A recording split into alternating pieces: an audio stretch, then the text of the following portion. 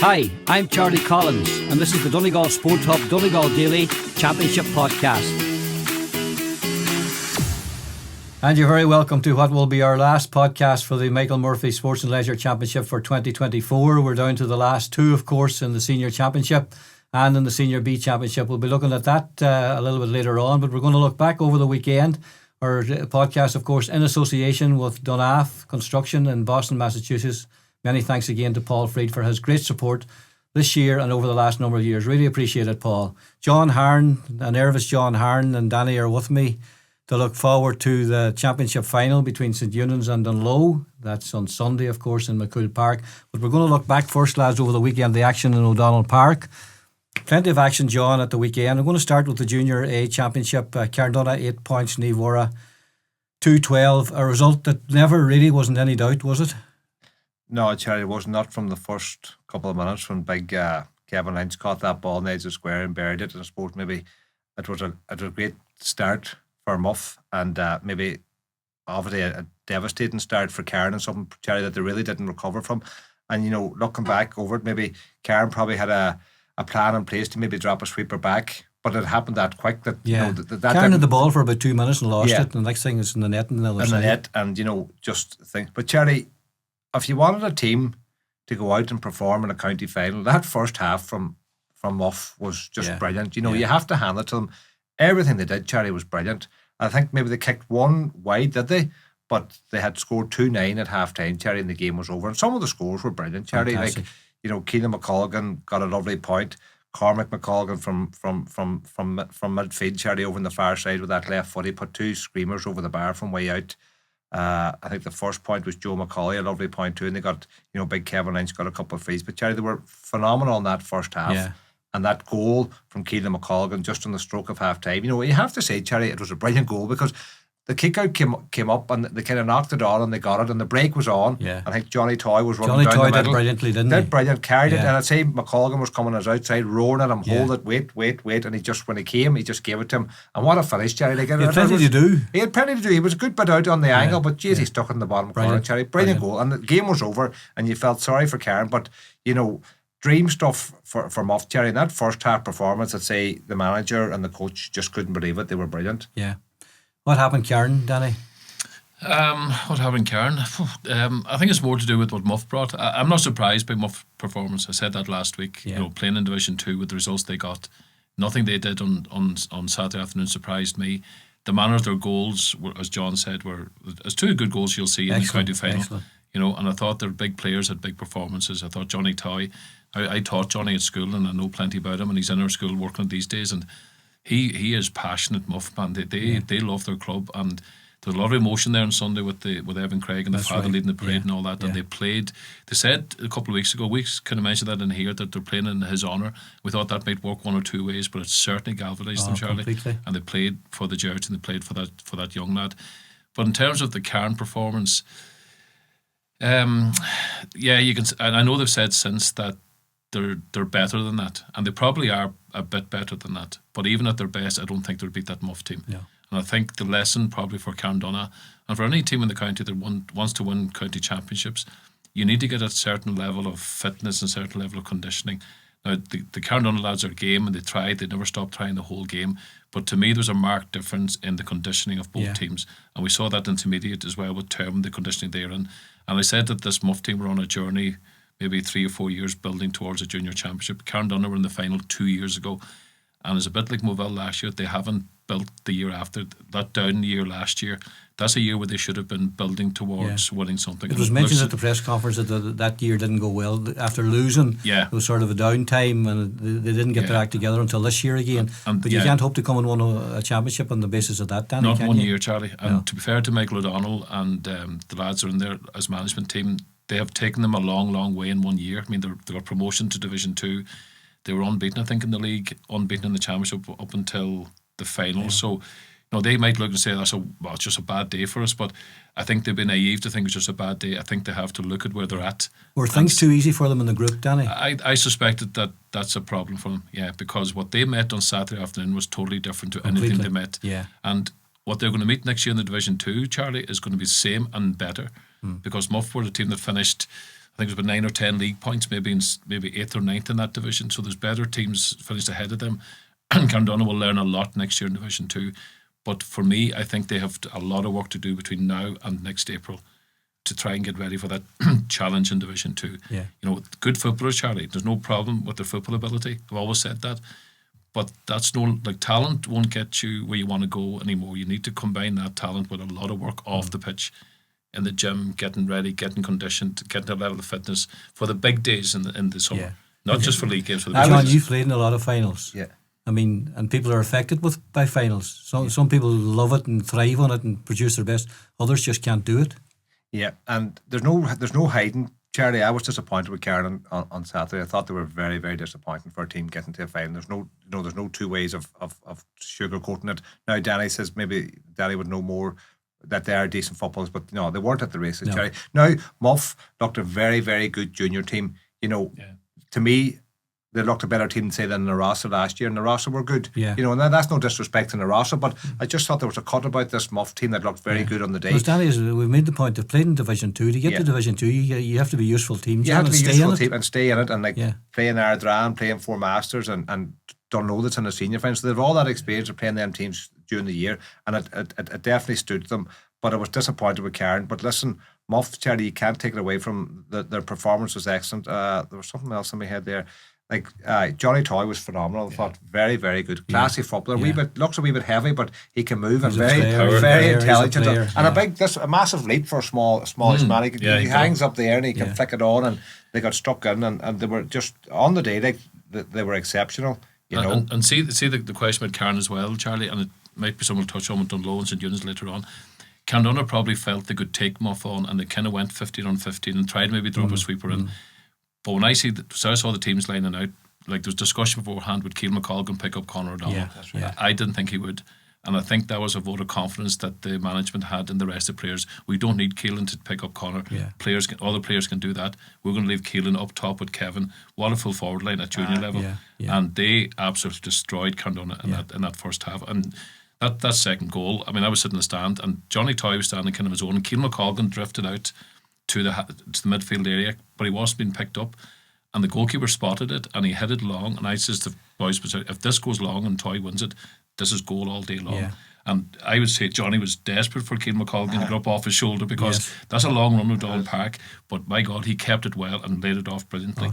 And then the second half, Charlie, they put Keelan McColgan onto Conor O'Donnell at the start of the second half, because they felt, look, we just now do need to keep him quiet now, and the job's done. And they kept him at arm's length the second half. And I suppose, Jerry, there was a strong breeze on Saturday, and it was blowing into the clubhouse end, which is quite unusual for O'Donnell Park. And Muff got the dream start, and just point after point after point.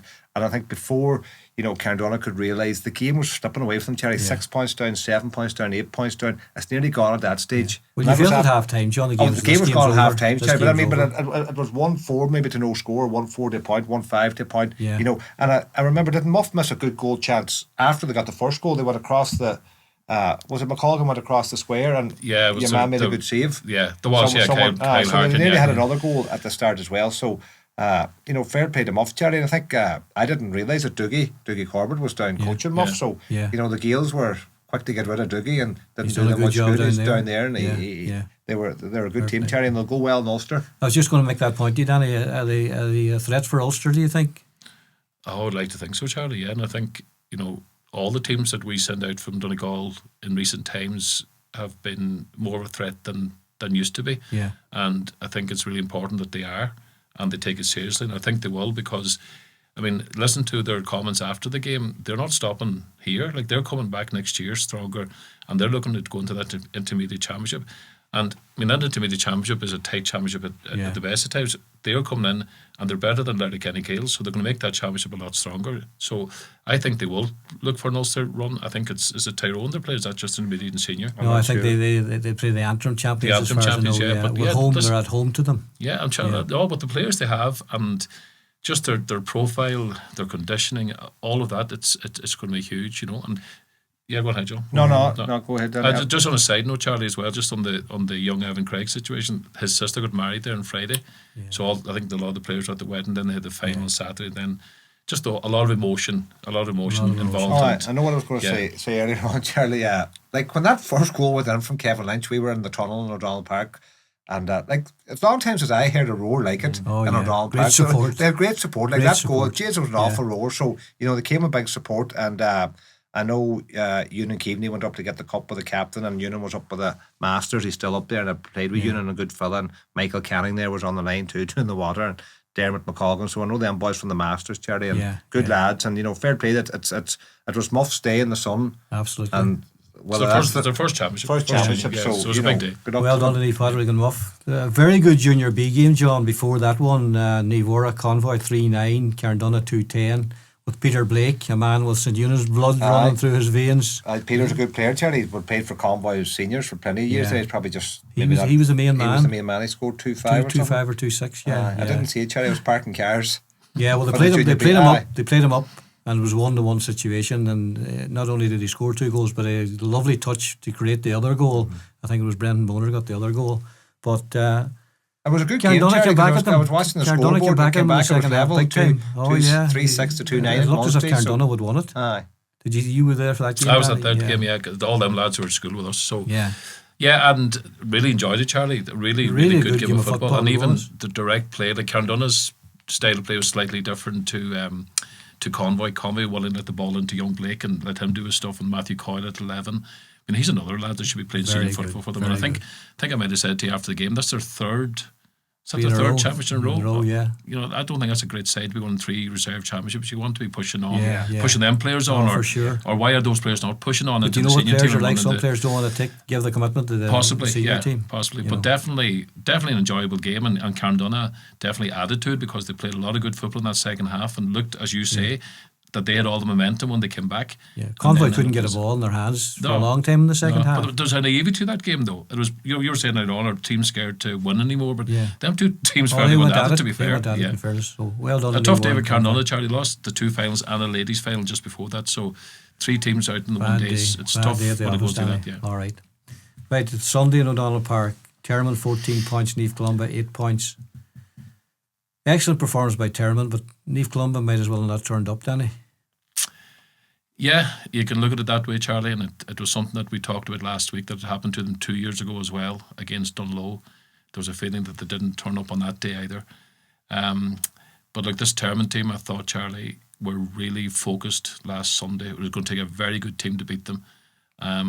We know that they're a physically strong, athletic, fit team with good footballers amongst them, and the key phase of the game for me going into it was always going to be the first 10 minutes. Yeah. So if you think back to the semi-final with ourselves, we had 3 points in the first 15 or 16 minutes. We kept them scoreless for the first 18 minutes. And I think Termon focused on getting a better start in the final. And it wasn't Dara McDade or Enda McCormick that stood up, it was Jack Alcorn. Yeah, best game in the championship. He's a good player, Charlie. Yeah. As a player, we would have tried to mark Dara and Enda in the semi-final, but we also had a man on Jack Alcorn. I've seen him at underage. He came up through the ranks against the team that the Unions would have had, and he had a huge match for them. Three great points. I thought he was man of the match, if I'm being honest. I thought it was between him and Jamie, but I thought he might have nicked it because of 3 points and early scores when the game was going to be there to be won. But Niamh Columba will be very disappointed with their performance, very frustrated. I was watching their management team on the sideline, a lot of head scratching, couldn't figure out what was going wrong. The game plan they brought against Malin with the diagonal ball in, the high ball in, but it wasn't even the right type of ball. It was kind of they were doing it almost as a last resort. Last resort, exactly. Aaron Doherty was tied up by Jamie Grant, so that's a big threat gone. And they just didn't seem to have the wherewithal to break through the Termon rear guard, which was a physically strong. Termon defended very well when they had the ball down. Yeah. Physically strong, Charlie. And if you look at the profile of a couple of the Columba forwards, the couple of young lads they brought in, Young O'Hare is light. Number 10 was light, and they took them off fairly early in the game. And maybe in hindsight they might look at it and go, the likes of Kevin McNairn, who's a physically stronger player, would they have been needed to be in the team early doors because the younger lads weren't physically strong enough to compete against I don't Termon. think whatever way you put it up, Jerry, I don't want to be hard on Niamh Columba. It's tough for them, but they weren't at the races at all. Like they weren't near good enough to beat Termon on the day. That's the way it looked to me. And I watched it closely. And you know what, John? Sorry for interrupting you. It's so disappointing for them because I was in Termon the day of the championship, but when they got a hammer in that day by 10 points, then they come back, and I know they had a few tight games and all that, but they still got back to a final. So they should have been saying to themselves, what an opportunity for us now to get revenge on Termon, who gave us that beating to end the championship on a high. But, you felt, what's their plan? Have they got a plan? No, whatever the plan was, the players on the pitch weren't good enough, as Danny says, to break a line, to come up the pitch, a man run off the shoulder from the 45, nip inside and kick a point. Like, they were very, all the time looking for Aaron Doherty. And I thought he tried his heart out. He kicked a great point at the start, kicked 3 frees, tried his heart. Eric Carr had a brilliant game. Tried his heart out, gave it everything. But they were them 2 players, Cherry, bar maybe one of the midfielders. Maguire got a point near the end. But Cherry, they struggled. Every matchup, 15 against 15, the Termon player was better than the Neve Columba player. And got turned over a lot of times. And got turned over. And Termon fought it back. They didn't drop too deep around the middle third. That's right. Neve Columba were over and back. We short hand passes. Nothing on inside. Couldn't kick it inside because there was no one to win it. They weren't backing themselves. Which most teams, no one kicks it in. St. Eunice aren't going to kick it in there. Don't know much on Sunday, so I'm not criticising that. But they had no pace coming up through the middle. They had no wee janky man that could go past a man with a bit of pace and open it up for someone else to come up. It was very one-dimensional. Termon had their number, but credit to Termon, Cherry, for their performance. The first 15, 20 minutes, as Danny says, I don't think they had any, maybe a wide after 20 minutes, but the first 6 shots I think went over the bar. A bit like Muff on Saturday. They reached a 6-1 lead before the game was started. Nearly, and brilliant points from play. As you say, Jack Alcorn, I said to Trevor afterwards, and we must give Trevor a bit of credit for this team because he had them a number of years and had them underage and thing. And then, I said to Trevor that I would have a Jack because there were 3 great points, and he might have tired a bit in the second half, but it was a big. When the game was in the melting pot, there were 3 brilliant scores. Enda McCormick had a great mark. Ryan McFadden had another lovely mark. Ricky Geller came up and gave him a nice pass, but too much space. He caught it inside the 45, took his mark over the bar. Termon were very clinical, Charlie, and as you say, Jamie Grant had a great game on Aaron Doherty. Although Aaron Doherty tried hard, but just disappointed for Neve Columba, Cherry. I think if they were there this week or next week still trying to beat Termon, I don't think they had the players to do it on the day. And that's no criticism, it's just on the day. Termon are a good team, probably better. They're as good as a lot of teams in senior championship. We've said that before, that there's 5 or 6 teams at the bottom of the senior championship, and there's 2 or 3 or 4 teams in the intermediate where there's not much more. And I think Termon are well to be a middle team next year, and they'll be pushing on. They have a plan down there, to push on. So, we'll see. Because there was pressure on them, Danny, to win that final and get back to senior football, because an awful lot of work has gone on at underage at Termon. And when you look at that squad that they have and the talent that's in it, you think that team should be winning that intermediate championship, which they've done, obviously, but there was pressure on them to do it. Oh yeah, there's always pressure, Charlie, no matter who you are, and they embraced that pressure, though. They talked about that themselves in the lead up to the final. And I know that Keelan referenced Shawnee Myler being in with them. I had Shawnee Myler at Milford one of the years as well. Shawnee works a lot on, he'll be Conor Myler's father, plays with Tyrone. He works a lot on mindset and identity and dealing with pressure and focus and all that. So they look to me like a team that are very, very clear in their purpose. And going back to the Glen thing for a second, every time, any strength that the Columbus seemed to have, Termon were able to counteract it immediately. Jamie Grant moving on to Aaron Doherty, so that's him in trouble right away. The high ball in, anytime that looked like happening, Bobby McGettigan, who's 6'4", 6'5", drops in the full back line. So you look up and you go, that's not an option for us. And then you put out so many fires. You put out the Darragh McDade fire, you put out the Enda McCormick fire, you've got Jack Alcorn to put out, you've got Bobby McGettigan, you've got Ryan McFadden. James McSharry got James McSharry play. And then the Eric Carr, who drives them from 6, he had to go back into full back line because Philip Doherty was injured. So the Columba, just everything they had, Termon had an answer for. And I do agree with either yourself or John that said it. When they go into the senior championship next year, they're not going in to make up the numbers and think, we'll take a year to bed in, because all of those players had tough years in the senior championship 3 or 4 years ago. So they've had when they were very young, Danny. When they were very, very young. So they've had that sort of tough times and learning their trade. They're going in next year and they'll see what Dunloe have done this year, and they'll be looking to get a run in the senior championship. If you look at all the work they're doing in the club, the clubhouse, they won the reserve championship, the ladies have won.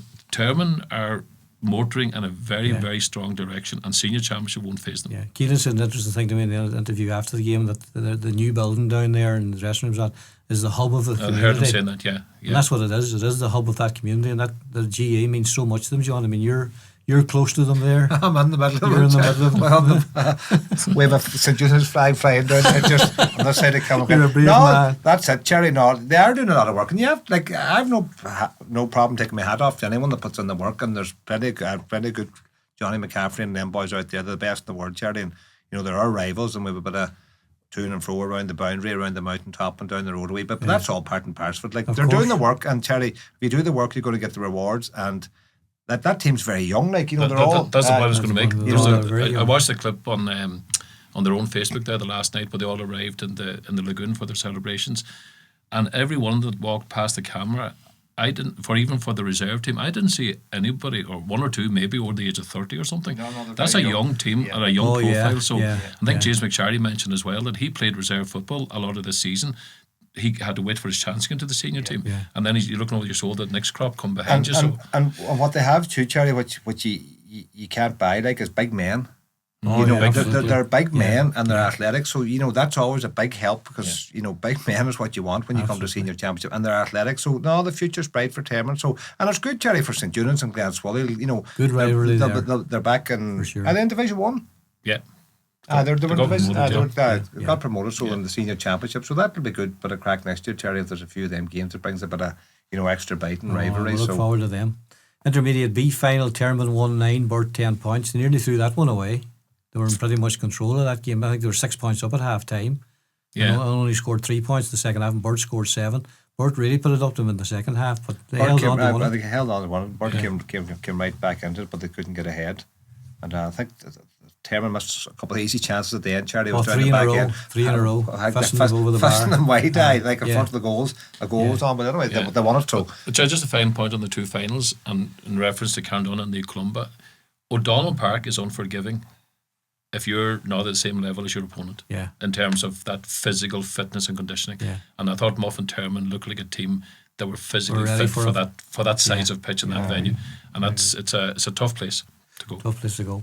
Just want to mention the London semi-finals at the weekend. North London Shamrocks through to the final for the first time ever. Peter Wotherow's managing that team, and there's a big Donegal connection there as well. Them boys, they're all there. Sure, Colin Gators were beaten in the other semi-final by St Kieran's, so well done to Peter and his team.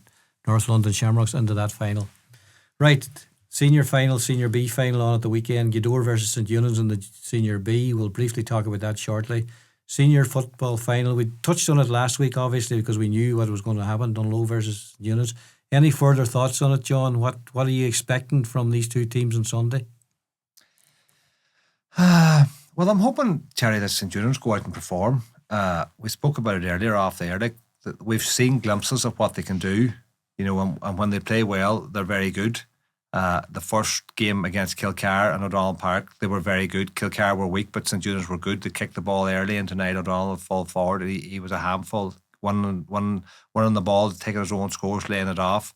The second game then was against Neve Connell over Neve Connell. I wasn't at that game, but I listened to it closely, and apparently they were very good. Their best performance, and really put Neve Connell to the sword. Now, I suppose we knew that Neve Connell weren't at full tilt, but still to go over there and play well and go at them and put the scores on the board, and they had the luxury that day, I think, of bringing Kieran Moore off the bench, and maybe was it Knight or Shane O'Donnell came on the second half. Shane, I think they had a bit. Shane, they had that there in reserve, and that worked well.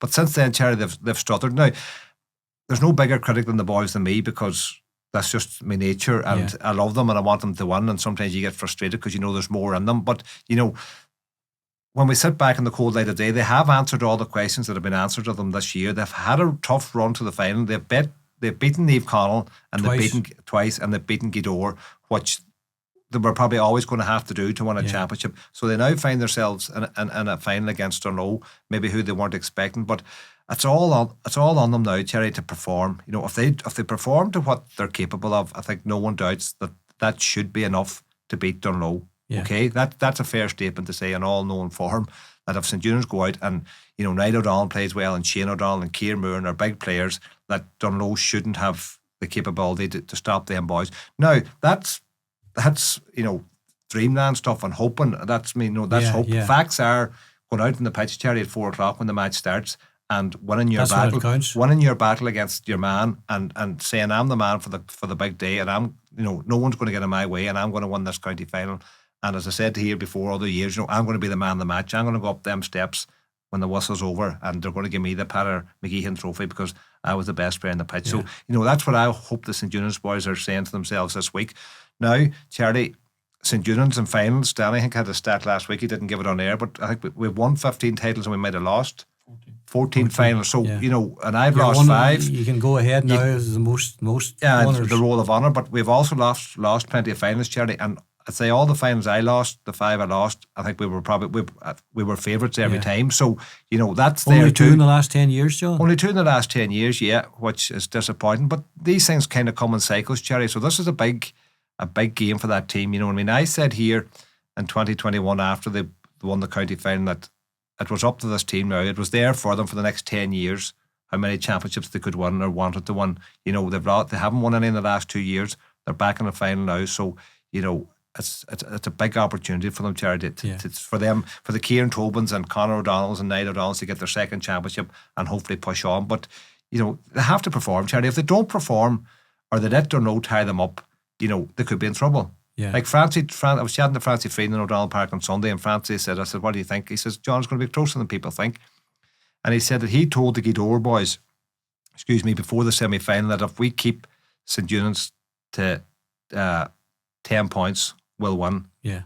So like people, that's all their teams are saying, that St. Eunan's aren't scoring enough, and we can keep them to 8 or 9 or 10 points. So, that's what Donegal will be saying, Charlie. We have a chance here. We keep it tight. These boys haven't shot the lights out against Gweedore or Niamh Conall. But now, you're saying then our Gweedore is good, or Donegal as good as Gweedore and Niamh Conall. So you've all that to come into it. But just on that scoring thing, I kind of looked at their scorelines today. St. Eunan's and Donegal have scored the exact same amount in the 7 championship matches, 769. Yeah. So they're averaging about 110. So Eunan's are averaging 110. Yeah. And in concession, then Eunan's are averaging 8, whereas Donegal are only averaging 9. So when you look at it that way, it looks 50-50. Very close. But then you have to look at the opponents of both teams. Exactly. Just before I ask you about Donegal, on the point that John was making, St. Eunan's going in. How much pressure are St. Eunan's under, given what's happened in the last few years, to win this championship? Yeah, I'm not sure they're under that much pressure, Charlie, to be honest with you. I think I said this last week, they're level-headed enough to know the lie of the land in terms of what they performed and how they performed in county finals before. I think they'll see this as their opportunity, their time to nail down this championship. I think that's the way they'll approach it. And I think in the last 2 weeks, I think that the training, because John mentioned the man of the match at the end of the game, but I think players want to be in that parade at the start. They want to be in that behind the band. And there have been a lot of chopping and changing in the St. Eunan's team from quarter-final to semi-final, even through the group stages. So boys will want to be in the team. So training over the last 2 weeks will be about getting on the team, getting the team right. I think Barry Meehan's focus will be completely on themselves and getting that performance that they're looking for. I don't think they'll respect Donegal, absolutely. They have to respect Donegal because they're in a final against them. But I think their main focus will be on themselves and getting their performance levels to where they want it to be. They said after the semi-final, we said it as well, that they didn't look overjoyed by their performance in the semi-final. And St. Eunan's went to a county final with something to prove, is a dangerous team. And I think that they could go after Donegal in a big way on Sunday. Yeah. And what about Donegal? I mean, people are saying they hadn't that really tough championship campaign. They beat Glenswilly in a tight quarter final, and then they beat St. Michael's in a tight semi-final. So they've shown they can win really tight matches if they get a good start, or if they have to chase from behind as well. Yeah. They probably didn't think they'd be in a county final. Maybe they did, Danny, but if we look at it, they probably thought, let's go as far as we can. Yeah. Here they are in a county final. It's a huge occasion for guys that maybe didn't expect to be there. But they've played in finals in recent times. That'll stand to them. Yeah, they played in 2 intermediates in 21 and 22. Yeah. Then the last year they were in the quarter final. Now they're in the final. Just knowing that group of lads, Charlie, I don't think they'll be overly fazed by it, to be honest with you. I think they even listened to quotes they had on it. Game 7 of 8 was a semi-final. I know some of this stuff can be jargon, but at the same time, apparently the management team told them at the start of the season they wanted to make the county final. So if that's the ambition they have, then this is not a surprise to them.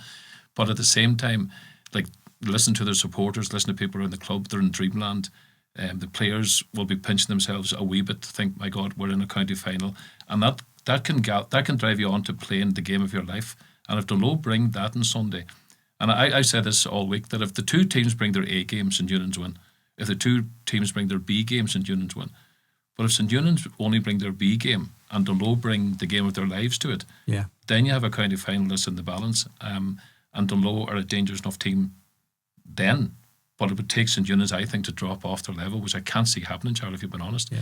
But Dunlow's strengths, look, I think the whole thing will revolve around the messaging Desi gives them, or has given them since the semi-final, and the conversations they've had as a group leading into this final. In other words, how are we going to approach this game? Right? They have a couple of decisions to make. The big decision is how they're going to approach it. Are they going to go defensive and try and stay in the game like Guido did and keep Eunice to 10 points and hope they can score enough the other end? That means they're coming off what I think would be their principles of playing. I don't think that type of team, I haven't seen that off them in the championship. To me, what they like to do is they like to press the ball high in that middle third particularly. So I think what they'll do is they'll drop off Sean Patton, let him clip it out to the cornerbacks, and I think they'll stay fairly high. I don't think they'll drop to the 45. I think they'll stay high in the middle third. They'll believe that they have men to look after Union's three big threats.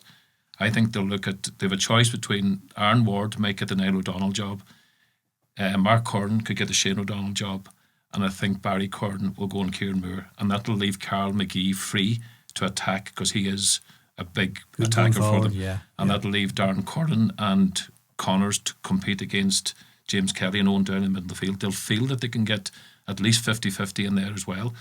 The big question mark then for Dunlow is, have they got enough in the forward line to take on what I said here last week is a very mean St Eunice defence. I mean, if you got Conor Morrison, Aaron Deeney, Keelan Ward, Connor Senior, Kieran Tobin, I'm not sure who the six might be. It could be, I think Eamon Doherty will come in. I think Eamon Doherty will come in on Conor Green.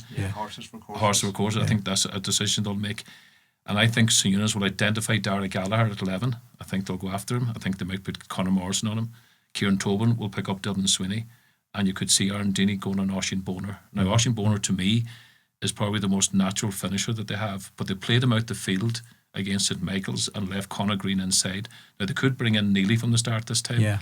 But I think if St Eunice go after those players with their tight marking, and then I'm not sure if Dunlow play defensive, I can't see them getting enough scores, Charlie, against that defence. That's the point I was going to make about what can we expect from a scoring point of view here, John, because the quarterfinals and the semi-finals, with the odd exception, have thrown up very low scoring, almost boring games to watch as teams matched up against this in this defensive setup.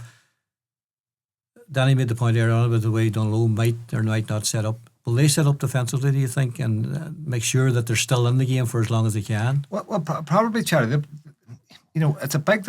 Danny says it's a big decision. It's a big decision for them. Like, Jesus, they are in dreamland. Like, they're in a county final, so go out and have a go at it. Go out and have a go, or say, listen, we're in a county final. We're 60 minutes away from winning the county title that they haven't won since 1960. So, Jesus, we give ourselves every chance here. We'll stay in. We'll make it tight. Yeah. Why go out and maybe lose the game in the first half by being too open and St Eunice had us for 2 goals and the game's over? Yeah. Stay in. You see, it's easy for us, Charlie, to sit here and say we want an open game and Dunlow to go at it and have a go and at least have a crack and die with your boots on. But that could leave them wide open at the back where Niall O'Donnell and Shane O'Donnell are waltzing in for goals. I was in that exact position in 2019. And remember, Milford had won the intermediate 2 years previous, same as this Dunlow team, facing St Eunice in a quarter-final, live on TV, the whole works, right? And the conversation we had at the time was, what approach we want to take on this? The chance of Milford getting to county finals was slim, so quarter-final was the big day, the big challenge against St Eunice. Live on TV. And the boys said, and I agreed with them, let's have a cut. Yeah. Let's not die wondering about what level we're at. And the game was played and it was ended up 5-21 to 11 points or something. Yeah. But at least at the end of it, you knew where you stood. You gave it your best shot and it wasn't good enough. I think Dunlow will have the same approach. I think Dunlow will say, I don't think Dunlow will sit with 14 behind the ball and try and play a really horrible negative game for 60 minutes on the one chance they have to win a county championship. I think they're going to go at it. Danny, to a point. You'll know more. Like if it's not their style of play, it's very difficult to go totally defensive. Like Niamh Connell and Guido and the teams that are around the senior championship, they have a style of play. You might say it's negative or more defensive than others, but it's their style of play. They know what they're doing. They'll sit back, but they can break fast, and they back themselves on that there. If that's alien to Dunlow, well, then it's a big risk. Dunlow will play with 14 behind the ball where they need to, but I think in general they'll try. And I think going back to St Michael's semi-final, the one thing that they are in that middle eight is mobile. So they'll feel they'll be able to get across the pitch and close down spaces and get tackles in. And I remember against St Michael's, there was 3 or 4 times where St Michael's players were running away from a Dunlow player, and the near hand tackle would come in, or they dispossessed them in that way. Yeah. So I think they'll feel we can go up against St Eunan's in the middle 8, as long as the 3 main men I mentioned are being well marked by their 3 markers. And that could be a problem for Eunan's. If Kieran Moore, Shane O'Donnell, Niall O'Donnell are kept really, really quiet, where's the 11, 12, 13 points going to come from? Now, Conor Duck can step up. Is Owen McGeehan on the field? Will he step up? Party Boyle. But them 3 boys are stopped, you have a problem. But the other thing I think that Eunan's will do on Sunday as well is I actually think the throw-in is very important on Sunday. If St Eunan's won that throw-in and kick the first score after maybe a minute or 30 seconds, however long it takes, I am absolutely guaranteed that they will go straight after Danny Rogers on the next kick out. Yeah. And Danny Rogers is a good goalkeeper with a good kick out. But St Eunan's, and I haven't seen enough of it in this championship, St Eunan's have a very aggressive zonal press where they can put a lot of heat on a team. And I think they will look to get early scores and kill any type of Dunlow momentum or Dunlow bedding in. And if Eunan's get 3 or 4 points up early, it could be a tough afternoon for Dunlow. Yeah, well, what I think St Eunan's should do, Charlie, is go at it. Go at it for the first 15 or 20 minutes, because if it doesn't go well, you have plenty of time to revert to plan B and maybe be more cautious and maybe hold on to the ball a bit more, and work the scores. But I would like to think in the first 15 or 20 minutes that there's a real directness about St Eunan's, a real running hard off the shoulder, going at their men, putting down a stamp to say, we're not afraid of Dunlow, we're backing ourselves here today, we're going to take our men on and we're going to shoot scores from outside the range or inside the range or wherever it is, hopefully get in for a goal. I think, Charlie, the performance of Niamh Conall last year in the final against Gweedore was, a bit of a watershed, because I think they backed themselves that they were going to beat Gweedore, that we're better than Gweedore, and we don't have to sit in and play ultra cautious as if they were playing at St Eunan's. And they went at Gweedore and the game was over after 15 minutes, maybe over after 10 minutes. Was it 5-1? And you could just see that they were on their game and that they were firing on all cylinders, and Gweedore just didn't have an answer. So I'm hoping, Charlie, and praying that St Eunan's can do something similar on Sunday. If it was St Eunan's and Niamh Conall or St Eunan's and Gweedore in the final, we'd probably know what to expect. Is there a bit of excitement about the fact that we're not sure what to expect now on Sunday because it's Dunlow and St Eunan's? A pairing that we didn't expect. Yeah, it's a novel pairing, Charlie, and let's be honest, it's an absolute underdog against the hot favourite. But we've seen this before. Sean, go back to 2005, Niamh Conall against St Eunan's. Yeah. They drew the first day, and everybody thought the second day St Eunan's will sort it out. They didn't. To a lesser extent, we saw it with Glenswilly against Kilcar back in 16. Yeah. Kilcar were hot favourites. So hot favourites don't always win. But it still will take, for me, it'll still take St Eunan's to have to play well below their level and Dunlow to play not above their level, but at least to their level. To make this a chance for Dunlow to win. And let's not beat about the bush. If Dunlow were to win this final on Saturday, or Sunday, as much as it would be a fantastic achievement by Dunlow, it'll be a disaster for St Eunan's. Yeah. No disrespect, it'll be a disaster for St Eunan's to lose this final. Right. Going in as hot favourites as they are. You can't keep losing finals, John. No, you can't. No, definitely not, Cherry. No. And not after beating Niamh Conall and Gweedore. You just have to be careful the way you phrase these things. But the hard work as such, you would have to think is done. If St Eunan's were to lose this final, it'd be an awful kick, Cherry, in the stomach for everyone, especially for the team. And I'm just hoping and praying that doesn't happen. And I don't think it will, Cherry. I think they are too experienced. They're too good. We have too many good players to drop to that level. If that happens, that'll be very disappointing. Yeah, very disappointing. But there's something that has to be thrown into the mix as well, Charlie. Is, I know it's an often used word, but hunger.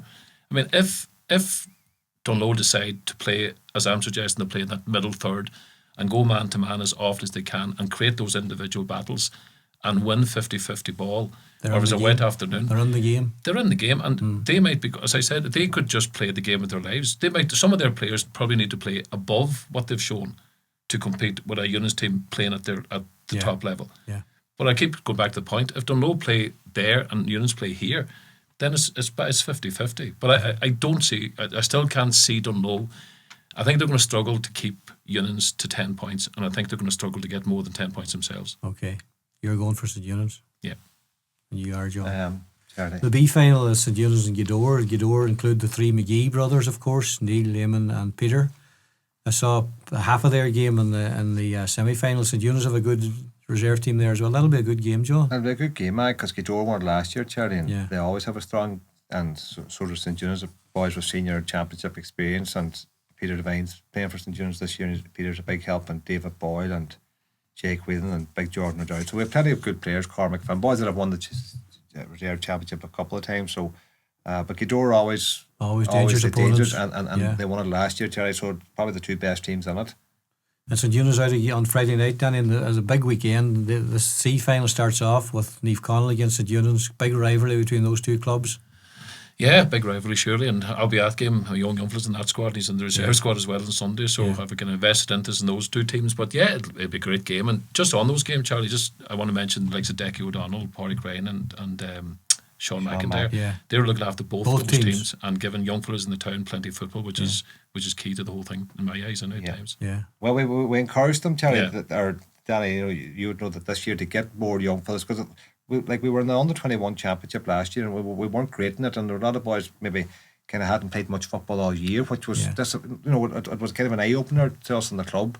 That too many young boys hadn't played much football all year, and then we're trying to come out to an under-21 championship, and we weren't near the races. So they need to be playing football at either junior or at senior B or senior C. So I fair play the boys. They've done a lot of work, so it's good. So I hope they get the rewards. And Colin Dunn and Rory Cam, the two old stagers for the C team on Friday night over in Convoy in the Centre of Excellence. So that'll be a bit of crack on Friday night to get the weekend going. Get the weekend going.